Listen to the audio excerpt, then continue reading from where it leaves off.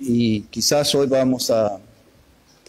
no vamos a estar estudiando antes de orar, todo el libro. toma un segundo para pensar en lo que estás a punto de hacer. Aquí para sacar el título de este mensaje.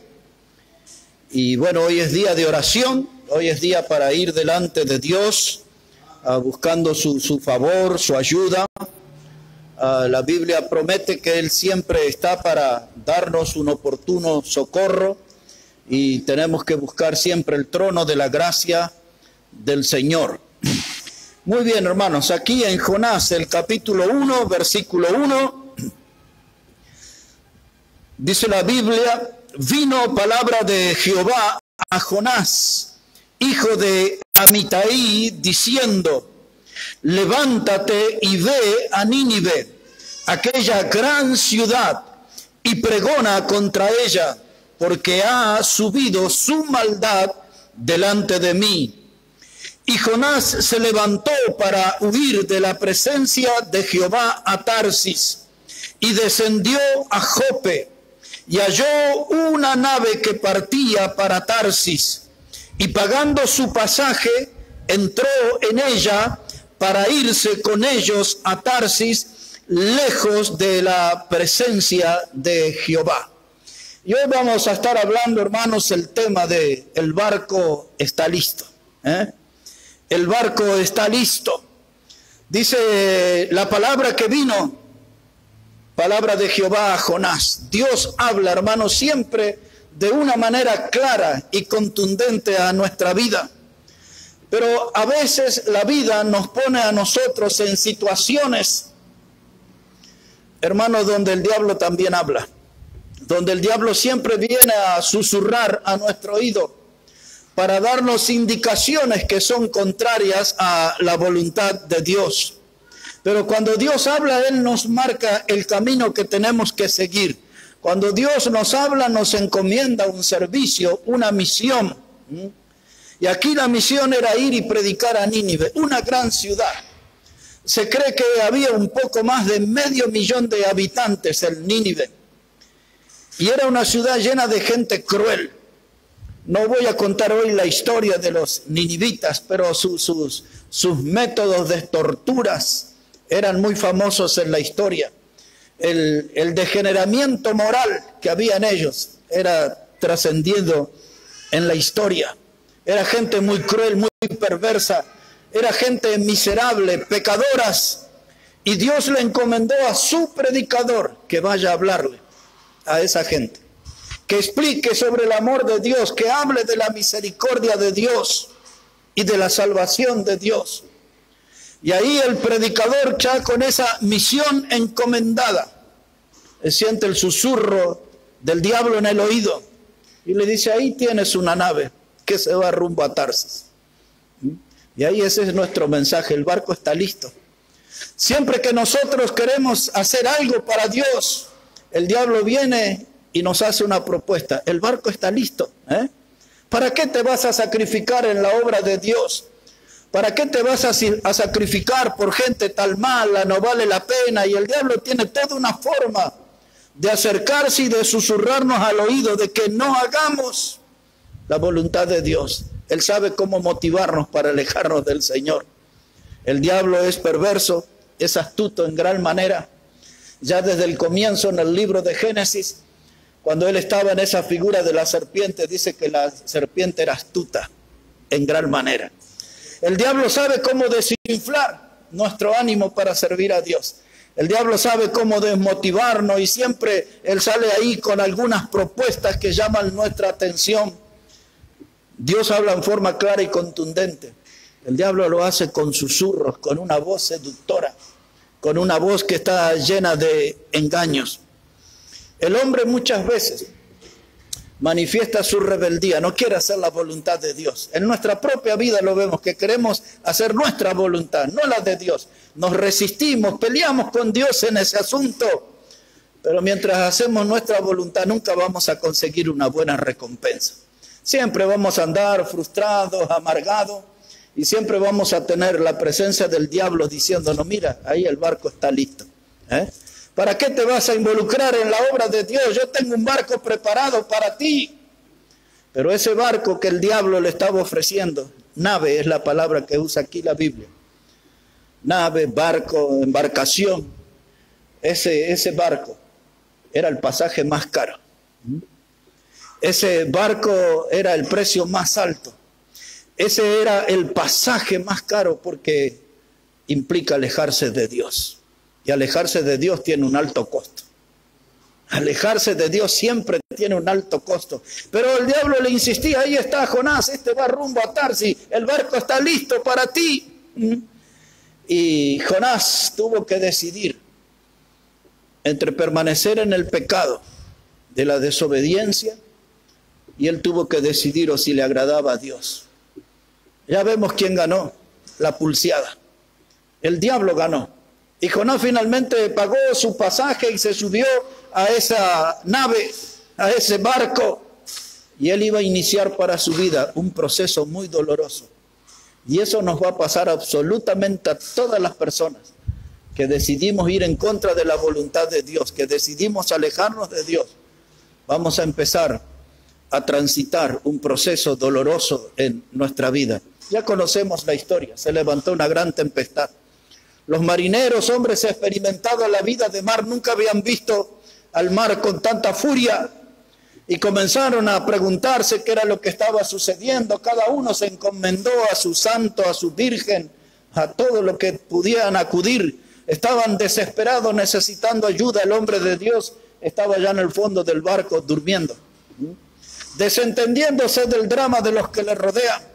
Pues así es la vida de muchos cristianos, se desentienden de los problemas de la gente, no se involucran en los problemas de la gente, no les interesan las cosas que les están pasando, solo piensan en dormir y aislarse en su mundillo. Lo que es increíble, hermano, que esta experiencia horrible que iba a experimentar Jonás tenía que ver directamente con algo del Evangelio. ¿Cuál era la experiencia horrible? Que después finalmente fue arrojado al fondo del mar. Y nosotros ya conocemos que Dios fue el que envió un gran pez que se lo tragó y después ese pez lo vomitó. Y esas vivencias estaban ligadas al mensaje del Evangelio. Jonás en el fondo del mar, tragado por el pez, 3 días, 3 noches en el vientre del pez y luego fue vomitado. Porque Dios le iba a dar una nueva oportunidad a ese predicador para ir a los ninivitas y para enseñarle que él podría haberse evitado toda esa experiencia dolorosa, tortuosa del fondo del mar, de estar en el vientre del pez, un lugar inmundo, asqueroso, y ser parte del vómito de un pez. Qué cosa horrible para un cristiano. Pero Dios le iba a dar una nueva oportunidad. Y esta experiencia iba a ser usada en el Nuevo Testamento para explicar una íntima relación entre este hecho y el Evangelio. Mírenlo conmigo a eso, en Mateo capítulo 12. El Evangelio de Mateo, el capítulo 12, dice la palabra de Dios allí, hermanos, Evangelio de Mateo, el palabra Mateo 12, 38. Entonces respondieron algunos de los escribas y de los fariseos diciendo: Maestro, deseamos de ver de ti señal. Y él les respondió y les dijo: la generación mala y adúltera demanda señal, pero señal no le será dada sino la señal del profeta Jonás. Porque como estuvo Jonás en el vientre del gran pez 3 días y 3 noches, así estará el Hijo del Hombre en el corazón de la tierra 3 días y 3 noches. Mire qué increíble, hermano. El Señor iba a comparar esa experiencia de Jonás con su experiencia. Yo voy a ir a la cruz y moriré en la cruz, seré sepultado y al 3er día resucitaré. Del mismo modo que Jonás fue introducido en el vientre del pez y estuvo 3 días y a los 3 días fue vomitado, reapareció en la vida, despertó a una nueva realidad. Dice Jesús: es esta la señal que yo le doy, la de Jonás. Todos conocieron aquella experiencia dolorosa de Jonás por desobedecer a Dios y subirse en el barco que el diablo le tenía listo. Dice Jesús: es esa la señal que yo les doy. Finalmente, volviendo a Jonás, sale del vientre del pez, dice el capítulo 2, verso 1 de Jonás, que Dios lo llama y le manda a predicar a los ninivitas. Ya no le habían quedado ganas de decirle que no a Dios y volver al vientre del pez o a una experiencia tremenda. Y entonces Dios le establece un tiempo, que tenía 40 días de tiempo para predicar la palabra y procurar que los ninivitas fueran salvos. 40 días para caminar y anunciar la gracia de Dios. 40 días para caminar y anunciar sobre la misericordia y la gracia de Dios y el amor de Dios. Jonás demostró que estaba dispuesto ahora a ser un predicador fiel, un pregonero de justicia como lo fue Noé. Él se levantó como un pregonero y anunció el mensaje del Evangelio. Se puso en acción. Y esa etapa de Jonás es la más maravillosa y es la que todos creyentes deberíamos imitarle a él. Obedeciendo a Dios, levantándose, caminando, llevando el mensaje del Evangelio, hablando del amor, de la misericordia de Dios, hablándole a la gente acerca de la gracia de Dios y de la verdad salvadora del Evangelio. Y ese trabajo dio frutos, y ese trabajo trajo un avivamiento espiritual. El rey de los ninivitas se despojó de su traje, bajó entre su gente, entre su pueblo, y los llamó a todos al arrepentimiento. Dice el rey, le dijo que se arrepientan de sus rapiñas, así que había varios rateritos, ladrones ahí entre los ninivitas. Y todo declaró ayuno, porque ellos tenían una oportunidad para ser salvos y no la iban a perder. Y ahí estaba el predicador usado. Hermano, usted puede repasar antes en la historia y después en la historia, hasta las campañas evangelísticas más modernas, y nunca nadie guió tantas almas a Dios como lo hizo Jonás. Más de 500,000 de personas. En el último capítulo dice que había 120,000, le dijo Dios, que no sabían distinguir entre su mano izquierda y su mano derecha. Sabemos que esos son niños, no sabe cuál es la izquierda, la derecha. Y después con los mayores pasaban el 500,000. Jonás predicó, todos se arrepintieron, absolutamente todos. Aprovecharon la oportunidad de salvación. Dios usó a su predicador. Y todo esto maravilloso, hermano. Jonás se lo estaba perdiendo porque había escuchado el susurro del diablo que le indicó, ahí el barco está listo, vete para Tarsis. Y el diablo va a venir. Ya vino ayer, hoy y vendrá mañana por más, para mostrarnos algunos de sus barcos, para irnos en una dirección, hacer lo opuesto a lo que Dios quiere de cada uno de nosotros. Porque esto que vivió Jonás lo vivimos todos nosotros. El diablo siempre agita sus brazos y levanta su voz y dice, el barco está listo, súbanse. ¿Para qué? La vida cristiana es muy sacrificada, la vida cristiana es de mucha lucha, la vida cristiana requiere de mucha dedicación. El diablo nos ofrece una cruz mucho más liviana y dice, el barco está listo. Quizás usted ya lo oyó a él, y el diablo no cesa de hacer maldades y él siempre tiene esa meta de tener un barco listo para que no hagamos la voluntad de Dios. Pero hay otra clase de barcos en la Biblia. Por ejemplo, en Lucas, si puede ir ahí un momento, el Evangelio de Lucas, el capítulo 5. El Evangelio de Lucas, el capítulo 5. Dice la palabra de Dios, versículo 1. Evangelio de Lucas, el capítulo 5 y el versículo 1. Dice la palabra, aconteció que estando Jesús junto al lago de Genezaret, el gentío se agolpaba sobre él para oír la palabra de Dios. Y vio 2 barcas que estaban cerca de la orilla del lago, y los pescadores, habiendo descendido de ella, lavaban sus redes. Y entrando en una de aquellas barcas, la cual era de Simón, le rogó que la apartase de tierra un poco, y sentándose enseñaba desde la barca a la multitud. Cuando terminó de hablar, dijo a Simón, boga mar adentro y echad vuestras redes para pescar. Aquí hay un barco de Dios, Es un barco muy diferente y la situación es muy diferente a la de Jonás. Ahora Jesús es el que está llamando a subirse a esas barcas y bogar mar adentro. En un sentido espiritual, el mar representa el mundo y los creyentes somos invitados a meternos en el mundo para pescar. Y ese es el gran privilegio que nosotros tenemos de poder salir a pescar con el Señor. Ya va a notar lo que es una pesca humana y ya va a notar ahora lo que es una pesca divina con el Señor. No es la misma cosa. Aquí hay una barca y había hombres que estaban lavando las redes. Habían pasado una noche de frustración. Pescadores experimentados, no habían sacado nada, de nada. Y estaban lavando las redes para esperar otra oportunidad de volver a usar eso.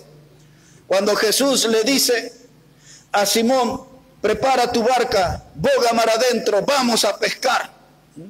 Trata de animarlos a ellos, es la voz de Dios llamando a estos hombres para una experiencia especial. Así como el diablo le llamó a Jonás para una experiencia que le iba a arruinar su vida, Dios nos llama a cada uno de nosotros para una experiencia especial. Pero tenemos que acudir al llamado del Señor y subir en el barco del Señor, porque ese barco también está listo. Está preparado por Dios para una misión especial.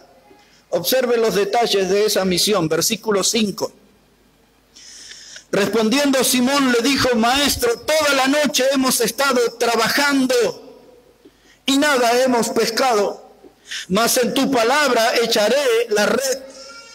Y habiéndolo hecho, encerraron gran cantidad de peces y su red se rompía. Aquí están estos obreros del mar frustrados. Habían mordido el polvo de la derrota, del fracaso. Y el Señor le dice, vamos a pescar.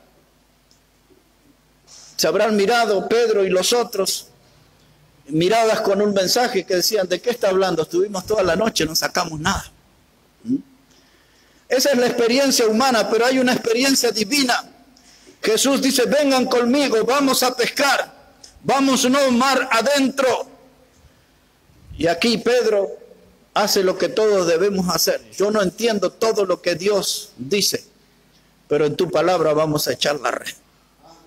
Y hay veces, hermanos, que nosotros no entendemos todo de la Biblia. Hay cosas que nos sorprenden, hay cosas que no aprendemos, estamos llenos de preguntas, pero a veces confiando en la palabra del Señor tenemos que hacer las cosas. Tenemos que hacer las cosas. Dice Pedro, dice, en tu palabra vamos a echar la red. Y de pronto los que no habían pescado nada empezaron a ver esas redes que se hinchaban y había toda clase de peces, al punto, dice la Biblia, que se rompían. Y entonces observe esto, hermano. Cuando nosotros trabajamos en la voluntad de Dios, cuando nosotros nos subimos al barco del Señor, cuando el Señor dice el barco está listo, este es tiempo de trabajar, este es el tiempo de pescar, este es el tiempo de echar las redes. Y entonces el resultado va a ser asombroso, porque va a ser guiado por Dios enteramente en nuestra vida y nuestro trabajo. Y entonces, mire el otro paso acá, versículo 7. Dice, entonces hicieron seña a los compañeros que estaban en la otra barca para que viniesen a ayudarles. Y vinieron y llenaron ambas barcas de tal manera que se hundían.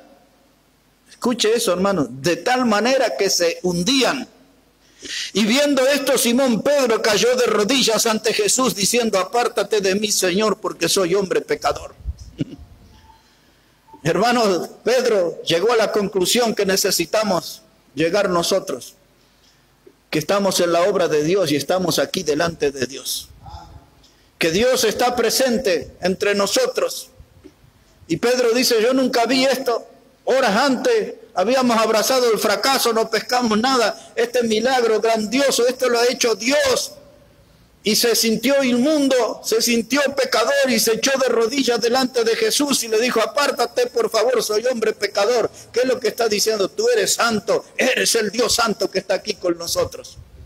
Y hermano, cuando nosotros tenemos esta actitud de reconocer que somos pecadores, lo hablamos el sábado en el mensaje, cuando tenemos ese gesto de humillarnos delante de la poderosa mano de Dios, Él nos exaltará, dice la Biblia, Él nos levantará.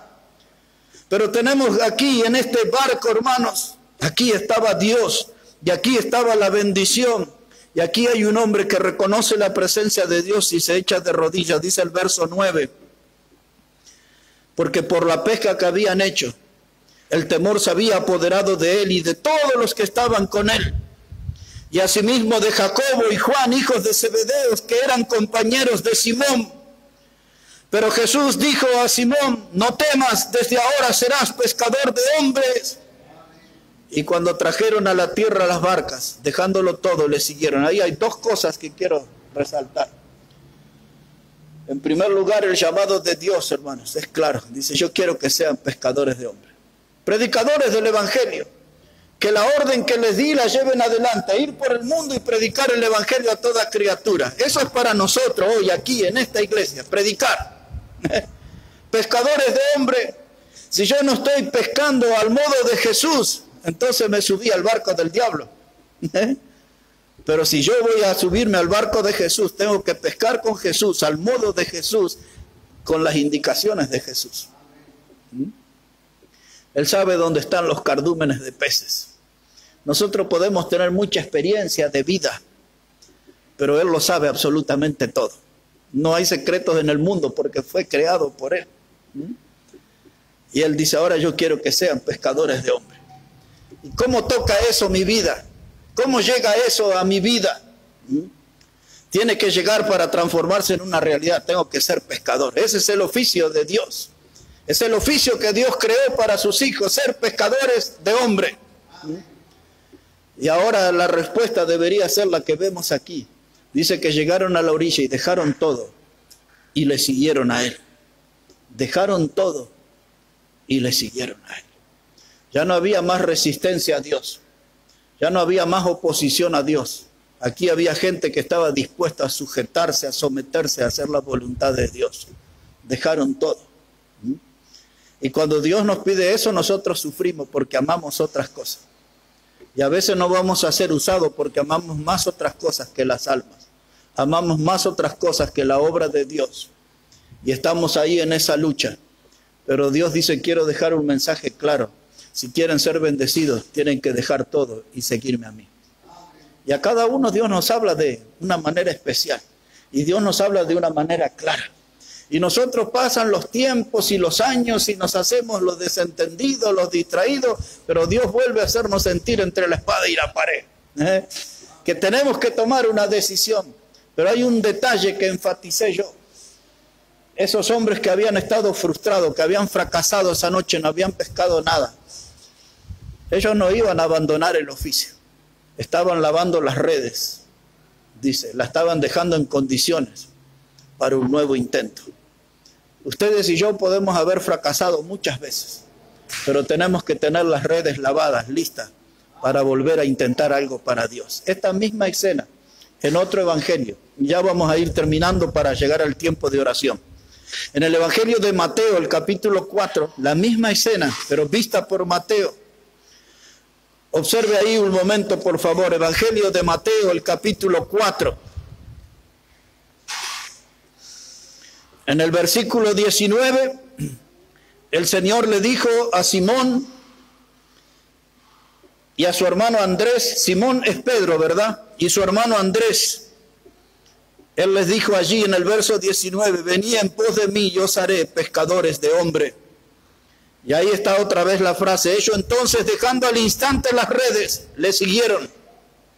El otro evangelio nos daba el detalle que estaban lavando las redes. Ahora observe verso 21. Dice la palabra, pasando de allí vio a otros dos hermanos.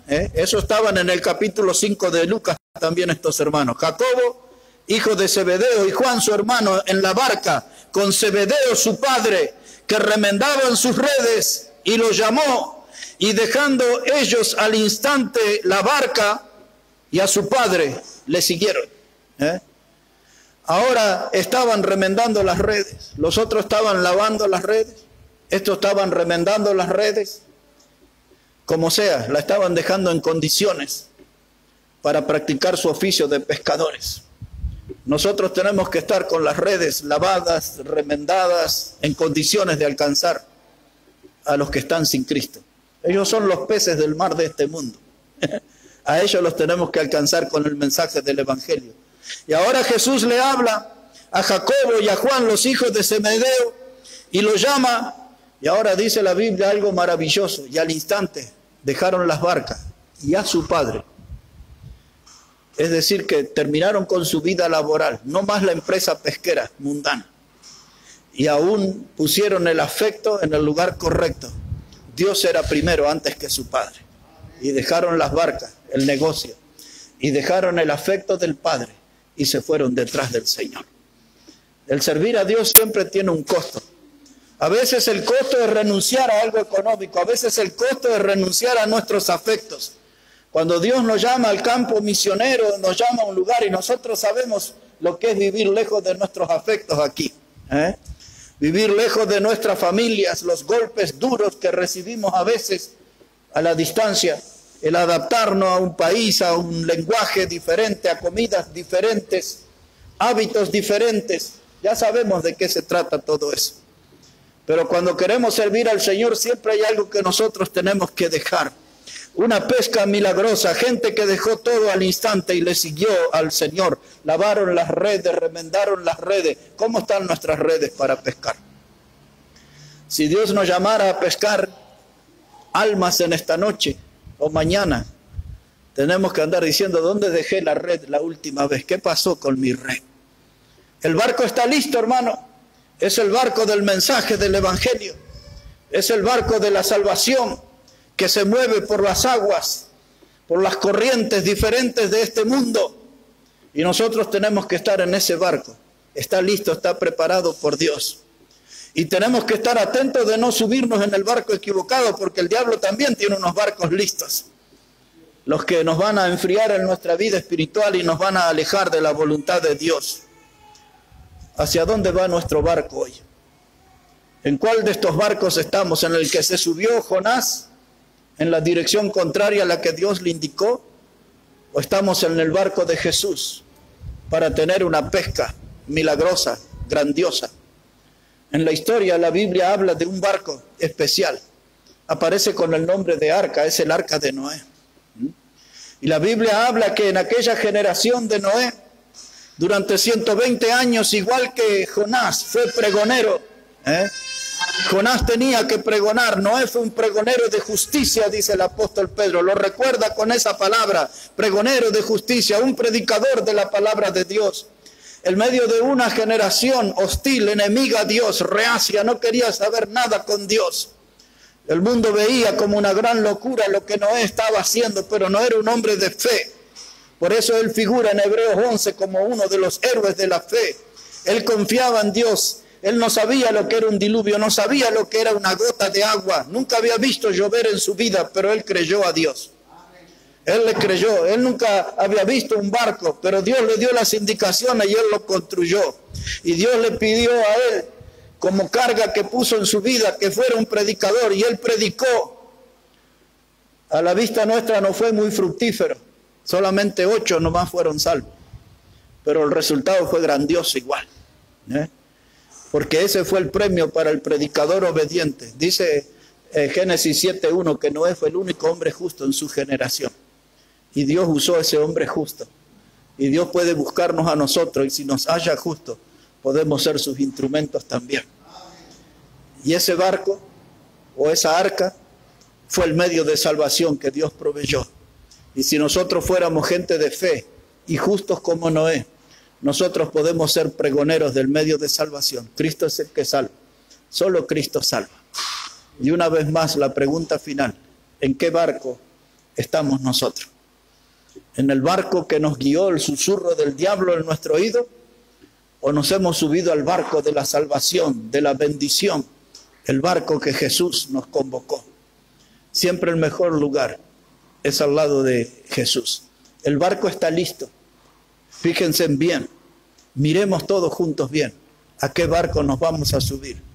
¿Al del diablo o al del Señor Jesús? Yo quiero andar con Jesús. Yo quiero una pesca milagrosa. Y Dios la puede hacer en este tiempo. Y la puede hacer en este mismo lugar. Vamos a orar al Señor. Padre Celestial, queremos darte las gracias en esta hora por tu palabra. Y gracias, Dios, porque ahí está el barco listo que tú has preparado para que subamos a él y seamos instrumentos de bendición y llevemos el mensaje de salvación. Y esta noche, en este culto de oración, esta prédica tiene una invitación para una decisión en nuestra vida. Y necesitamos estar en el barco correcto. Y necesitamos escuchar la voz correcta. Y necesitamos hacer tu voluntad, Dios, que es agradable y es perfecta. Bendice tu palabra, Padre. Bendice nuestras vidas. Ayúdanos a tomar esa decisión que haga la diferencia y que nos pongamos en tus manos, Señor, y nos subamos a tu barco, al barco del Señor Jesús. Oramos en el precioso nombre de Jesucristo. Amén y amén. Amén. Que Dios bendiga su palabra, hermanos. Y bueno, ahora hermano Ramiro va a venir para